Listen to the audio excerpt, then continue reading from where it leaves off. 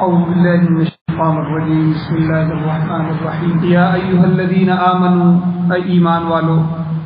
کلوا من طیبات ما رزقناکم کھاؤ ان پاکیزہ چیزوں میں سے جو ہم نے تمہیں رزق دیا، جو ہم نے تم کو روزی دی ہے، واشکروا للہ اور اللہ کا شکر ادا کرو، ان کنتم ایاہ تعبدون اگر تم خاص اسی کی ہی عبادت کرنے والے ہو۔ انما حرم بے شک اللہ نے حرام قرار دیا علیکم المیتۃ تمہارے اوپر مردار کو، والدم اور خون کو، ولحم الخنزیر اور خنزیر کے گوشت کو، وما اہل به لغیر اللہ اور ہر وہ چیز جس پر غیر اللہ کا نام بلند کیا جائے، جس چیز پر اللہ کے سوا کسی دوسرے کا نام پکارا جائے وہ بھی اللہ نے حرام کر دیا۔ فمن اضطر ہاں جو شخص مجبور ہو گیا ہو تو غیر باغ نہ وہ نافرمانی کرنے والا ہو، ولا عاد اور نہ حد سے تجاوز کرنے والا، ان دونوں شرطوں کے ساتھ فلا اثم علیہ اس پر کچھ گناہ نہیں ہے۔ ان اللہ غفور الرحیم بے شک اللہ تعالیٰ بخشنے والے ہیں، رحیم ہیں، مہربان ہیں۔ سورہ بقرہ کی آیات نمبر 172 173 ان کی تفسیر کا ایک حصہ پہلے درس میں بیان ہو چکا ہے، جس کا خلاصہ یہ ہے کہ ان دو آیتوں میں سے پہلی آیت میں اللہ جل شانہ ایمان والوں کو خطاب فرما کے دو حکم دے رہے ہیں۔ ایک تو یا ایھا الذین آمنوا ایمان والو، پہلا حکم کلوا من طیبات ما رزقناکم کہ تم وہ پاکیزہ چیزیں کھاؤ جو ہم نے تمہیں رزق دی۔ رزق کی تلاش تو ہر بندے نے کرنی ہے اور رزق کی تلاش میں لگا ہوا ہے، لیکن پاکیزہ چیزیں کھاؤ، حرام نہ کھاؤ، حلال کو تلاش کرو، حلال کھاؤ۔ حلال میں اللہ نے نور رکھا ہے، حلال میں اللہ نے طاقت رکھی ہے، حلال میں اللہ نے جو ہے بہت سی چیزیں رکھی ہیں، اور اسی طرح حرام کے اندر اللہ نے جو ہے ناپاکی رکھی ہوئی ہے، اور حرام کے اندر ظلمات ہیں اور اندھیرے ہیں، تو یہ ساری چیزیں، تو اس لیے اللہ نے ایمان والوں کو خطاب کر کے پہلا حکم یہ دیا کہ حلال کھاؤ، اور رسولوں کو بھی اللہ نے یہ حکم دیا ایھا الرسل کلوا من الطیبات واعملوا صالحا،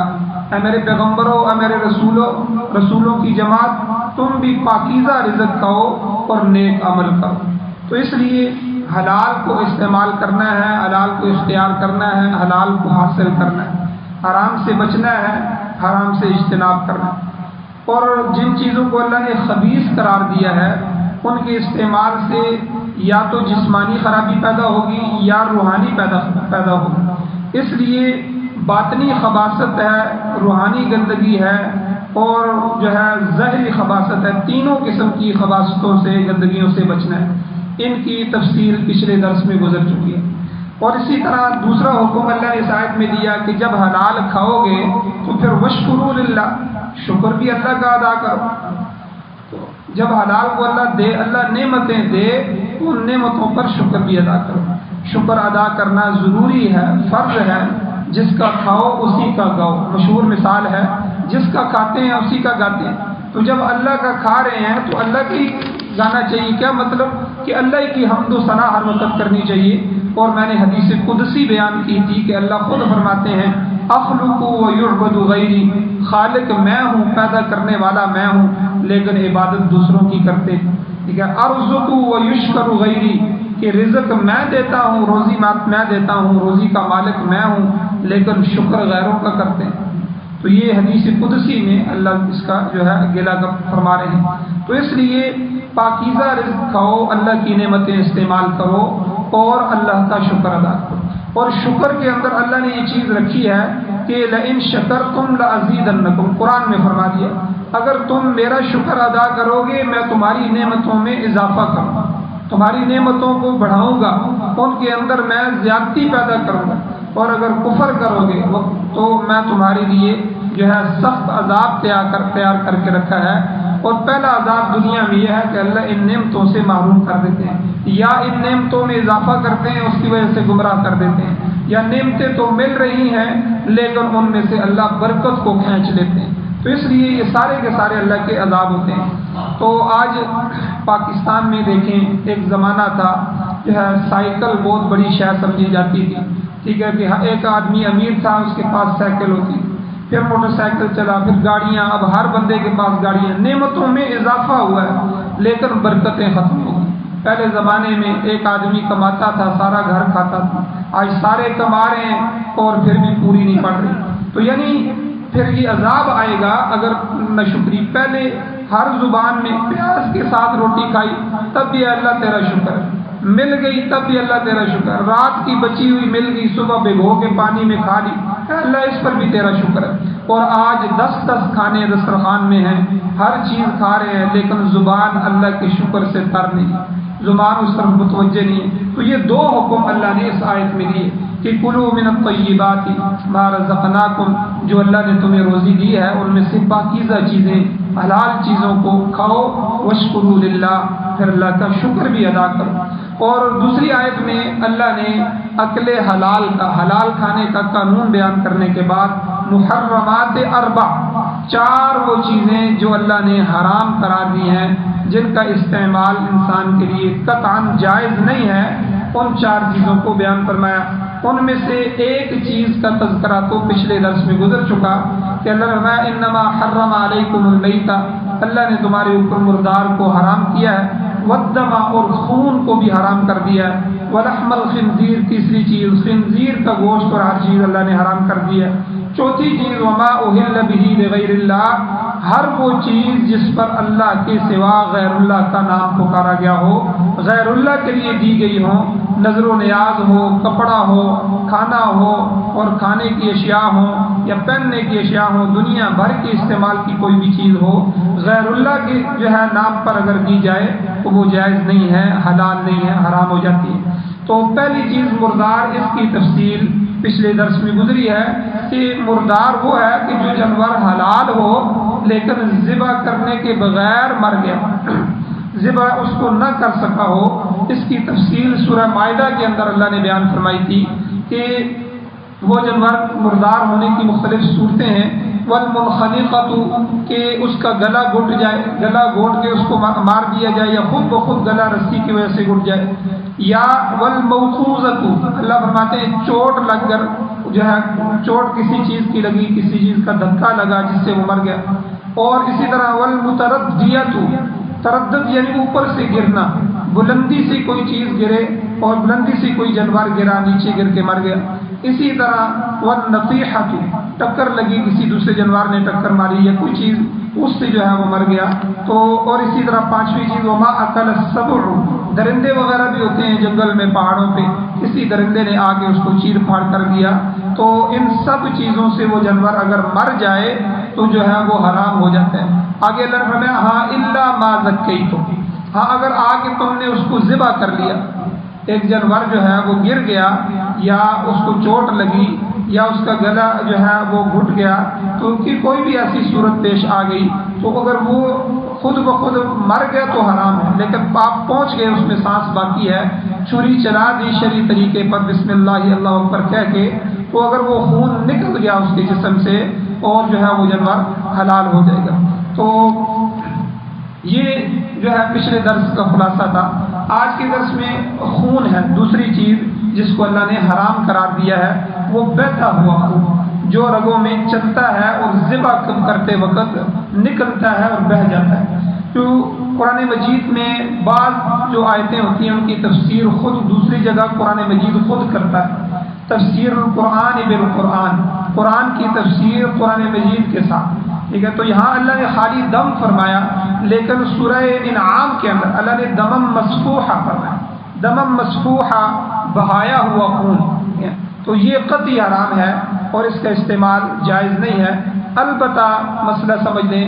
رگوں کا خون بہہ جائے، جس وقت جانور کو ذبح کرتے ہیں تو جو ذبح کے وقت اس کا خون نکلتا ہے یہ حرام ہے، یہ ناجائز ہے۔ جب یہ سارا خون نکل گیا رگوں سے تو جو خون گوشت کے ساتھ رہ جاتا ہے، اندر گوشت میں رہ جاتا ہے، وہ حرام نہیں۔ اگر گوشت بغیر دھوئے ہوئے بھی پکا کر کھا لیا جائے تو وہ پاک ہے، وہ خون حرام نہیں ہے۔ تاہم نظافت کا تقاضا یہ، پاکیزگی کا تقاضا یہ ہے کہ گوشت کو دھو لیا جائے، اس کو دھو کے پکایا جائے۔ لیکن اگر کوئی آدمی دھو کے نہیں پکاتا تو جو ہے وہ اس کے لیے جائز ہے۔ کئی آدمی کچا گوشت کسی نے کوئی کھا لیا، اس میں خون تھا، تو چونکہ وہ دمم مسفوحہ نہیں، بہتا ہوا بہایا گیا خون نہیں ہے، وہ تو نکل چکا ہے، اب چونکہ وہ اس کے اندر ہے اس لیے جو ہے وہ پاک ہے، اس کا کوئی مسئلہ نہیں۔ البتہ جس جانور کو شرعی طریقے سے ذبح کرنا ممکن نہ ہو، اس کو ذبح کرنا شرط نہیں، بلکہ اسے اللہ کا نام لے کر زخمی کر دینا ہی کافی ہے۔ جیسے شکار جو ہے، آدمی شکار کرتا ہے، اب وہ تو شکار کریں گے، جب آپ اس کے قریب جائیں گے تو جو تو عام جانوروں کی طرح نہیں ہے، وہ تو بھاگ جائے گا۔ اس لیے ایسی کوئی صورت پیش آ جائے تو اس میں فقہا نے یہ مسئلہ لکھا ہے کہ جو تیر چلایا جاتا ہے یا نیزہ چلایا جاتا ہے یا جس بھالے سے اس کو مارا جاتا ہے وہ نوکدار ہوتے ہیں، تو اس کو مارتے ہوئے چھوڑتے ہوئے تیر کو اس میں اللہ اکبر پڑھ لیا جائے، بسم اللہ اللہ اکبر، اللہ کا نام لیا جائے، تو وہ جانور حلال ہو جائے گا، چاہے زخم جسم کے کسی حصے میں بھی اس کو آ جائے، لازمی نہیں گلے سے وہ زخمی ہو، کسی حصے میں بھی اس کو زخم آ جائے۔ اسی طرح فقہا نے ایک مسئلہ لکھا ہے کہ جو جانور بے قابو ہو جاتے ہیں قربانی کے دنوں میں اور بڑے سخت ہوتے ہیں، کئی آدمی کو زخمی کرتے جاتے ہیں، ان کو بھی جو ہے کوئی نوکدار چیز، چھری ہو، تیر ہو، جو ہے بالا ہو، اس سے زخمی کیا جائے۔ تو اگر پہنچ گیا انسان تو ٹھیک ہے، نہیں تو وہ زخمی کرنے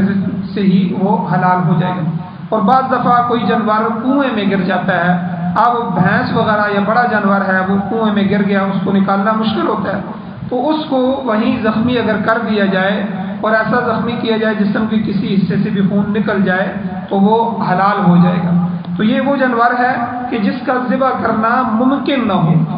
تو شکاری جانور کے بھی حساب ہوتا ہے۔ اسی طرح جو میں نے دوسری مثالیں دی ہیں، تو یہ ممکن نہیں تھا تو اس میں اس طرح کر لیا تو یہ بھی حلال ہو جائے گا۔ اور شکار کے لیے یہی ہوتا ہے، شکار میں جب تیر چھوڑتے ہیں تو تیر چھوڑتے ہوئے بسم اللہ اللہ اکبر پڑھتے ہیں، وہ شکار حلال ہو جاتا ہے۔ حضرت مولانا شیخ الہند رحمۃ اللہ علیہ لکھتے ہیں کہ مردار وہ جانور ہے جو خود بخود مر جائے، یعنی جس پر اللہ کا نام نہ لیا جائے۔ سورہ انعام میں اللہ کو فرماتے ہیں وَلَا تَأْكُلُوا مِمَّا لَمْ يُذْكَرِ اسْمُ اللَّهِ عَلَيْهِ، اور نہ کھاؤ ان جانوروں میں سے جن پر اللہ کا نام نہ لیا گیا ہو۔ تو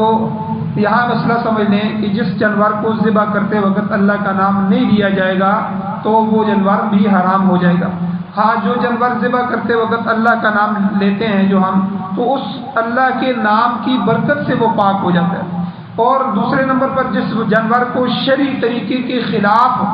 شکار یا ذبح کیا جائے وہ بھی مردار تصور ہوگا۔ شرعی طریقہ جو یعنی بسم اللہ اللہ اکبر کہنے کے بغیر جو ہے کیا جائے گا وہ بھی مردار ہوگا۔ مثلا کسی جانور کو ذبح کرنے کی بجائے اس کا گلا کاٹ دیا جائے، ویسے ہی گلا گھونٹ دیا جائے، یا اس کی گردن توڑ دی جائے جیسے سکھ وغیرہ کرتے ہیں، تو یہ ساری صورتیں جو ہے اگر جانور ان صورتوں میں مر جائے تو وہ مردار ہوگا، وہ جائز نہیں ہوگا۔ اور اسی طرح زندہ جانور کا کوئی عضو کاٹ لیا جائے تو ایسے جانور کا کھانا بھی جائز نہیں ہے۔ کئی دفعہ کفار مشرکین جو تھے، مشرکین مکہ، وہ زندہ جانوروں کا بھی کوئی عضو کاٹ لیتے تھے۔ تو حدیث میں آتا ہے حضور علیہ السلام نے فرمایا ما ابینا من الحی فہو میتۃ، زندہ جانور کا کوئی حصہ علیحدہ کر دیا جائے تو مردار ہی تصور ہوگا۔ اسی طرح ایک جانور گرنے سے اوپر سے گر کے اس کا کوئی جسم کا حصہ، ٹانگ وغیرہ، پوری ران اس کی علیحدہ ہو گئی، ٹھیک ہے، جسم سے، باقی وہ جانور زندہ ہے، تو جو جانور زندہ ہے وہ تو حلال ہے، لیکن جو عضو اس کا الگ ہو گیا ہے وہ مردار ہوگا، وہ حرام ہوگا، کیونکہ اس کو شرعی طور پر ذبح نہیں کیا گیا۔ اسی طرح ایک مسئلہ سمجھے،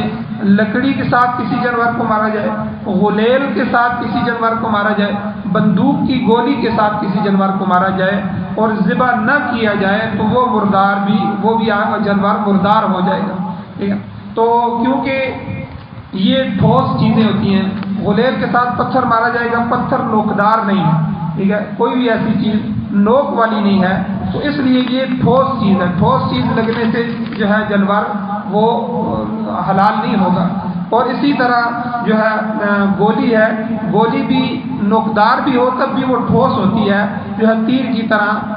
اس طرح نہیں ہوتی، پتلی نہیں ہوتی کہ جو جسم کے اندر گھس جائے اور اس سے خون نکلے۔ تو اس لیے اس میں فقہا نے یہی مسئلہ لکھا ہے کہ نوکدار چیز ہونا ضروری ہے، ٹھوس چیز لکڑی وغیرہ سے، پتھر وغیرہ لگنے سے اگر موت واقع ہو جائے تو وہ جانور حلال نہیں ہوتا۔ اسی طرح ایک مسئلہ لم یذکر اسم اللہ علیہ، کہ جس پر اللہ کا نام نہ لیا جائے، اس میں بھی مسئلہ سمجھیں کہ ذبح کے وقت اگر اللہ کا نام جان بوجھ کر نہ لیا جائے، ایک آدمی جان بوجھ کے اللہ کا نام نہیں لیتا تو وہ جانور بھی حلال نہیں ہوگا۔ ہاں اگر ذبح کرتے وقت بسم اللہ یا اللہ اکبر کرنا بھول جائے، اسے یاد نہیں رہا، اس نے ذبح کر دیا، پھر یاد آیا ہو میں نے تو بسم اللہ یا اللہ اکبر نہیں پڑھا، تو یہ بھول معاف ہے، یہ جانور حلال ہو جائے گا۔ لیکن قصداً جو ہے جان بوجھ کر تکبیر کو ترک کر دینا، چھوڑ دینا، تو یہ جانور کو مردہ کر دیتا ہے، یہ جانور مردار تصور ہوگا۔ البتہ حدیث شریف کے مطابق دو جانور اس سے مستثنا ہیں، دو جانور اس حرمت میں نہیں آتے، ان کا کھانا جائز ہے۔ حدیث میں حضور علیہ السلام نے فرمایا احلت لنا میتتان، دو مردار اللہ نے ہمارے لیے حلال کر دیے۔ ایک السمک، مچھلی، مچھلی جو ہے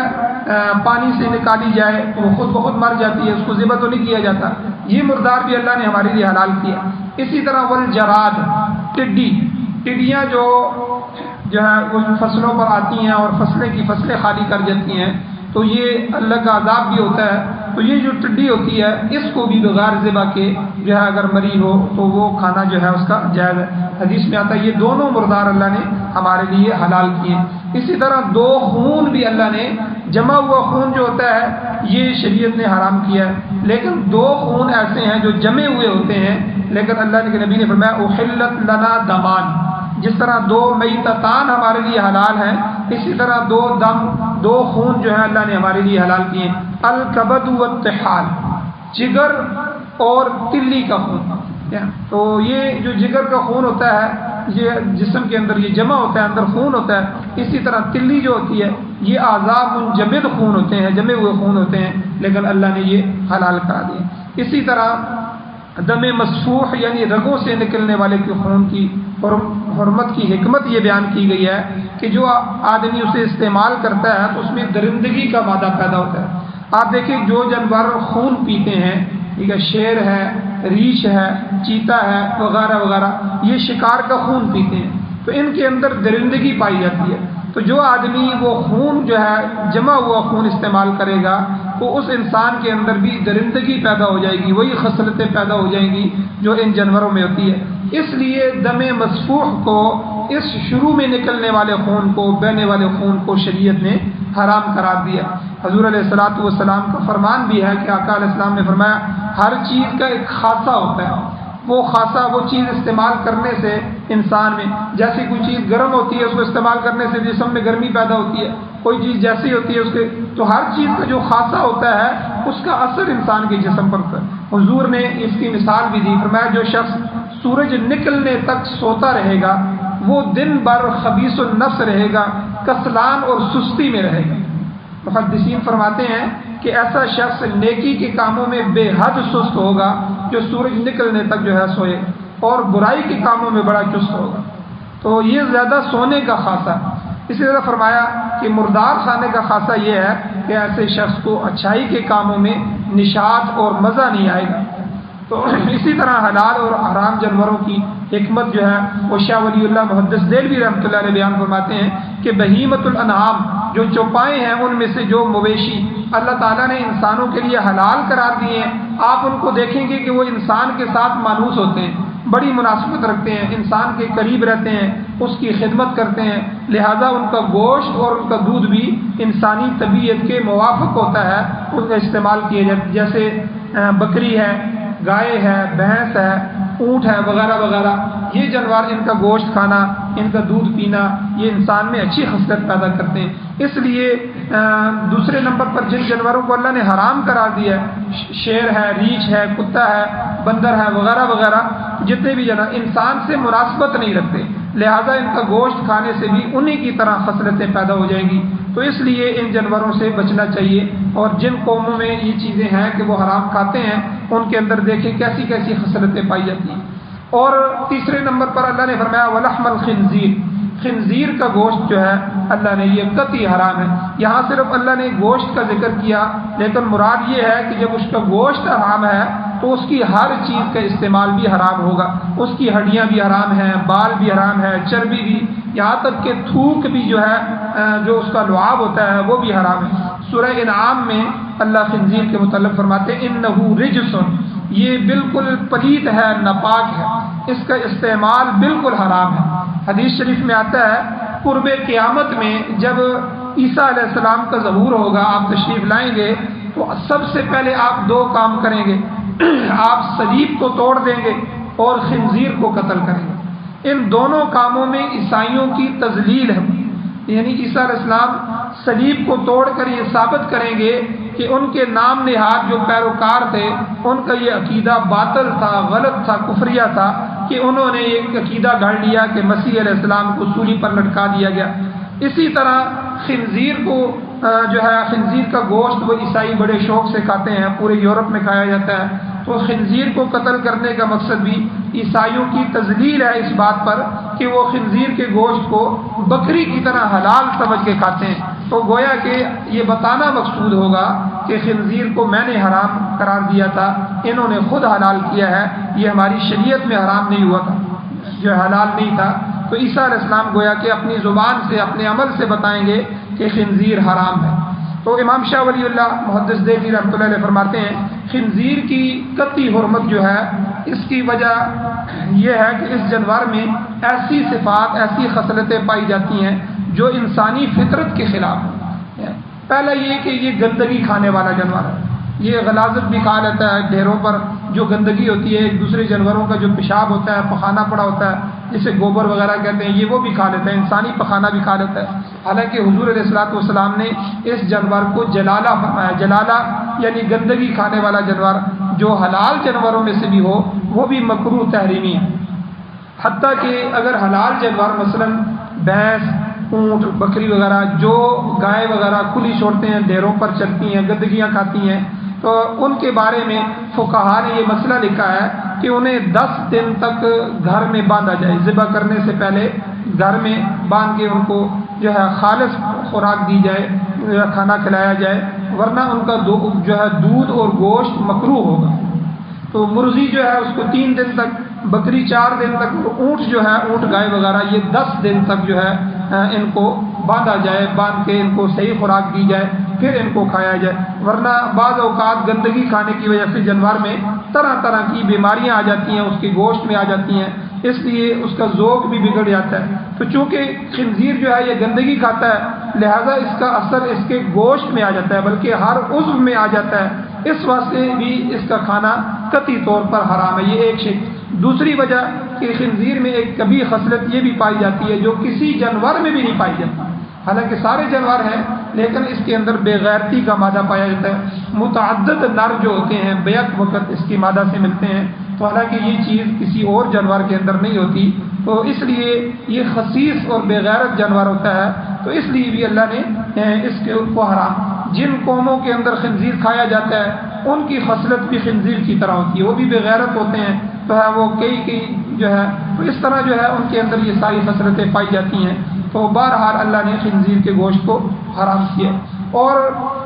خنزیر کی ہر چیز حرام ہے، تاہم اس مقام پر اللہ نے صرف گوشت کا لفظ ذکر کیا ہے 2 وجہ سے. پہلی وجہ یہ ہے کہ چونکہ یہاں پر ذکر کھانے کا چل رہا تھا، ایمان والوں کو کہا کہ حلال اور پاکیزہ چیزیں کھاؤ، تو کھانے کی مناسبت سے صرف گوشت کا ذکر کیا. اور اس جانور کی باقی جو چیزیں ہیں، ہڈیاں، چمڑا جو ہے، چربی وغیرہ، وہ بھی مردار ہیں اور وہ بھی انسان کے لیے حرام ہے. اور دوسری وجہ یہ ہے کہ اس کا گوشت ہر حالت میں حرام ہے، چاہے وہ شرعی طریقے سے ذبح کیا گیا ہو، نہ کیا گیا ہو. حلال جانور کی حرمت اس وقت ثابت ہوتی ہے جبکہ وہ خود مر گیا ہو یا شرعی طریقے سے ذبح نہ کیا گیا ہو، مگر خنزیر کی حرمت ہر صورت میں قائم رہے گی، چاہے اسے شرعی طریقے پر ہی کیوں نہ ذبح کر دیا گیا ہو. اور امام ابو حنیفہ رحمۃ اللہ علیہ کا فتویٰ ہے کہ ہمارے احناف کے اندر کہ جس جانور کی کھال جو ہے تباغت دی جائے، کھال کو رنگ دیا جائے، رگنے کے بعد خشک کرنے کے بعد جو ہے وہ پاک ہو جاتی ہے، چاہے وہ جانور حلال ہو مگر مردار ہو جائے، یا جانور ہی سرے سے حرام ہو، جیسے کتا ہے، گدھا ہے، کوئی جانور ہے، اس کا چمڑا جو ہوتا ہے اگر اس کو دباغت دی جائے تو فقہا کے نزدیک وہ جائز ہو جاتا ہے، لیکن خنزیر ایک ایسا جانور ہے کہ جس کو جو بھی مرضی کر دیا جائے اس کی کوئی چیز بھی استعمال میں نہیں آ سکتی، اس کا اثر اخلاقیات پر پڑے گا، لہذا اس لیے اس کو حرام کرا دیا گیا۔ تو بہرحال یہ چار چیزیں اللہ نے حرام کی ہیں، اور وما اہل بہ لغیر اللہ، چوتھی چیز میں نے اس کے پچھلے درس میں بھی بیان کیا تھا، ہر وہ چیز جو جس پر غیر اللہ کے لیے دی جائے، یاد رکھیں نظر ہو، نیاز ہو، منت ہو، کوئی بھی عبادت ہو، یہ ساری عبادتیں ہیں، عبادت کے لائق ذات صرف اللہ کی ذات ہے، اللہ کی ذات کے علاوہ کسی کی منت ماننا، کسی کے لیے روزہ رکھنا، کسی کے سامنے رکوع کرنا، کسی کے سامنے جھکنا، کسی کے سامنے سجدہ کرنا، یہ کوئی بھی چیز اللہ کے غیر کے نام پر دی جائے، وہ غیر چاہے نبی ہو، چاہے ولی ہو، چاہے فرشتہ ہو، چاہے کوئی بھی ہو، چاہے بت ہو، چاہے کوئی بھی معبودان باطلہ ہو، تو کوئی بھی چیز ہو کسی کے نام پر بھی اگر دی جائے گی تو وہ حرام ہو جائے گی، وہ انسان کے لیے جائز نہیں ہے۔ اللہ جل شانہ سے دعا ہے اللہ ہمیں عمل کی توفیق عطا فرمائے، آمین۔ الحمدللہ رب العالمین، والعاقبۃ للمتقین، والصلاۃ والسلام علی رسولہ النبی الامی الکریم۔ یا اللہ ہماری کمیوں کوتاہیوں کو معاف فرما، یا اللہ درگزر فرمائی، یا اللہ قرآن مجید کو، سنت کو سمجھنے کی توفیق عطا فرمائی، یا اللہ قرآن و سنت پر عمل کرنا ہمارے لیے آسان بنائی، یا اللہ قرآن و سنت کو ہمارے لیے ہماری طبیعت کا حصہ بنائی، یا اللہ جب تک زندگی ہو عزت والی، وقار والی، ایمان والی، خیر والی، فرمانبرداری والی زندگی نصیب فرمائی، جب بھی موت آئے تو یا اللہ سعادت والی، شہادت والی موت نصیب فرمائی، یا اللہ جو مقروض ہیں ان کے قرضوں کے پورا کرنے کے اسباب پیدا فرمائی، جو ایمان کی حالت سے اس دنیا سے جا چکے ہیں یا اللہ ان سب کی بخشش فرمائی، بلند درجات عطا فرمائیے، بیماروں کو شفا عطا فرمائیے، یا اللہ خاتمہ ایمان پر فرمائیے۔ صلی اللہ تعالی علی خیر خلقہ محمد وآلہ وصحبہ اجمعین برحمتک یا